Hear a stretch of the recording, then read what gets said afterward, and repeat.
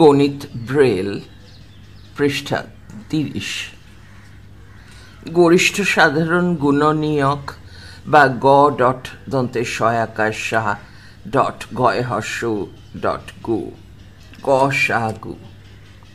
18 এর গুণনীয়ক 1 মাথায় টিক চিহ্ন, 2 মাথায় টিক চিহ্ন, 3 মাথায় টিক চিহ্ন, 6 মাথায় টিক চিহ্ন, 9 18। 12 এর গুণনীয়ক 1 মাথায় টিক চিহ্ন, 2 মাথায় টিক চিহ্ন, 3 মাথায় টিক চিহ্ন, 4, 6 মাথায় টিক চিহ্ন, 12। যেহেতু 6 সংখ্যাটি 18 এবং 12 এর সাধারণ গুণনীয়কগুলির মধ্যে সবচেয়ে বড়, তাই একে 18 ও 12 এর বৃহত্তম সাধারণ গুণনীয়ক বা গরিষ্ঠ সাধারণ গুণনীয়ক বলে।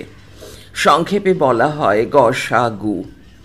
এবার মৌলিক উৎপাদককে বিশ্লেষণ করে গ সা গু নির্ণয়ের দুটি পদ্ধতি দেখানো হচ্ছে।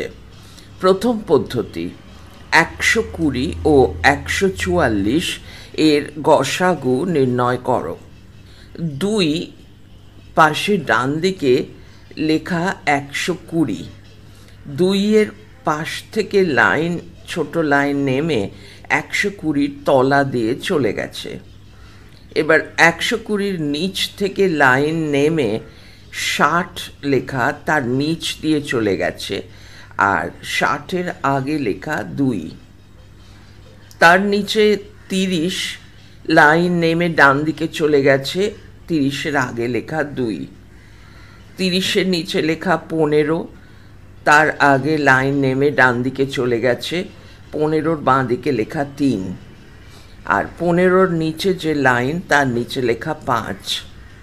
2 দাঁড়ি ছোট লাইন ডান দিকে গেছে, লাইনের উপরে লেখা 144।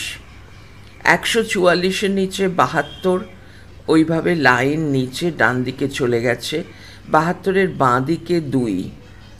72-এর নিচে লেখা 36, একইভাবে লাইন নিচে নেমে ডান দিকে চলে গেছে, 36-এর বাঁ দিকে লেখা 2।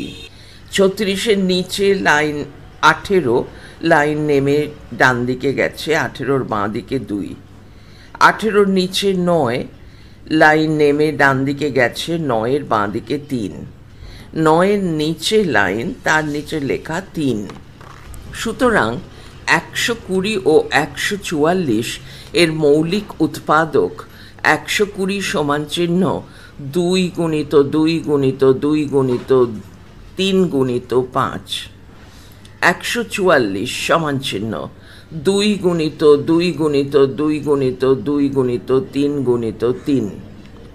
এদের মধ্যে সাধারণ উৎপাদকগুলি হল 2, 2, 2, 3। সুতরাং এদের গুণফল 2 গুণিত 2 গুণিত 2 গুণিত 3 সমান চিহ্ন 24 হবে। বৃহত্তম সাধারণ উৎপাদক বা গরিষ্ঠ সাধারণ গুণনীয়ক বা গ সা গু। সুতরাং 120 ও 144 এর গ সা গু হল 24।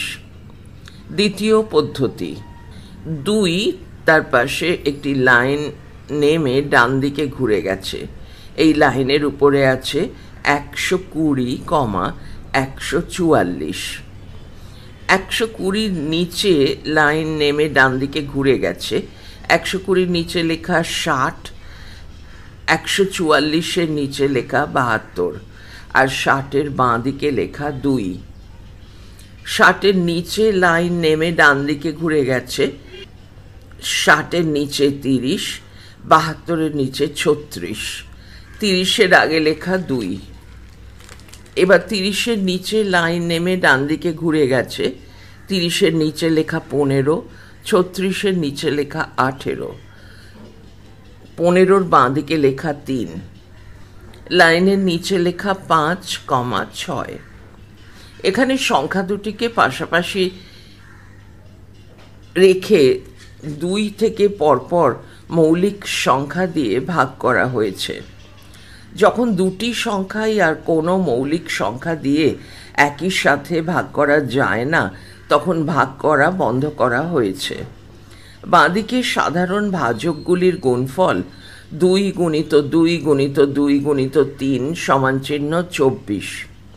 সুতরাং 120 ও 144 এর গসাগু সমান চিহ্ন 24। পৃষ্ঠা 32। ব্রেলে কিভাবে গসাগু লিখতে হবে দেখানো হচ্ছে। বাঁদিকে রয়েছে 2, লাইন নেমে ডান দিকে ঘুরে গেছে, লাইনের উপরে রেখা 120। এবার 120 থেকে লাইন নেমে ডান দিকে ঘুরে গেছে, 120 ঠিক নিচে লেখা 60, একটা ঘর ডান দিকে ঘুরে,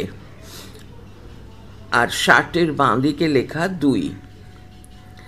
বিন্দু 2, 3, পরের কক্ষে 4, 5, 6, পরের কক্ষে 2, পরের কক্ষে 2, 3, পরের কক্ষে 3, 5, 6। নেক্সট লাইন, বিন্দু 2, 5, 2, 5, 4, 5, 6, 2, 5, 2, 5, 2, 5। নেক্সট লাইন, বিন্দু 2, 3, পরের কক্ষ 4, 5, 6, শূন্য কক্ষ 2, 3, 5, 3, 5, 6। নেক্সট লাইন, বিন্দু 2, 5, পরের কক্ষ 2, 5, 4, 5, 6, 2, 5, 2, 5, 2, 5। অর্থাৎ ভাগের বাঁ দিকের দাঁড়ি বোঝাতে বিন্দু 4, 5, 6 ব্যবহার করা হচ্ছে। ওই বিন্দু অবস্থানের ঠিক নিচে পরেরটি বসানো হচ্ছে। আর ভাগ নির্দেশক রেখা বোঝাতে বিন্দু 2, 5 যতগুলি সংখ্যা আছে ততবার পরপর ব্যবহার করা হচ্ছে। সংখ্যাসূচক চিহ্ন অঙ্কটির মধ্যে ব্যবহার করা হচ্ছে না। লঘিষ্ঠ সাধারণ গুণিতক বা লসাগু লেখার সময়ও এই একই নিয়মে ব্রেলে লেখা হবে। পৃষ্ঠা 33। পাঠ 5। ভগ্নাংশ। সম্পূর্ণ সংখ্যার অংশকে সংখ্যায় প্রকাশ করার একটি বিশেষ পদ্ধতি আছে। সেটি হলো 1, একটি রেখা টেনে সেই রেখার নিচে সংখ্যাটিকে যতগুলি সমান ভাগে ভাগ করা হয়েছে সেই সংখ্যাটি লেখা হয়। 2, ওই রেখার উপরে সংখ্যাটির সমান অংশগুলির থেকে যতগুলি অংশ নেওয়া হয়েছে সেই সংখ্যাটি লেখা হয়। 3, রেখার উপরের ও নিচের সংখ্যা দুটি নিয়ে গঠিত সংখ্যাটিকে ভগ্নাংশ সংখ্যা বা সামান্য ভগ্নাংশ সংখ্যা বলা হয়।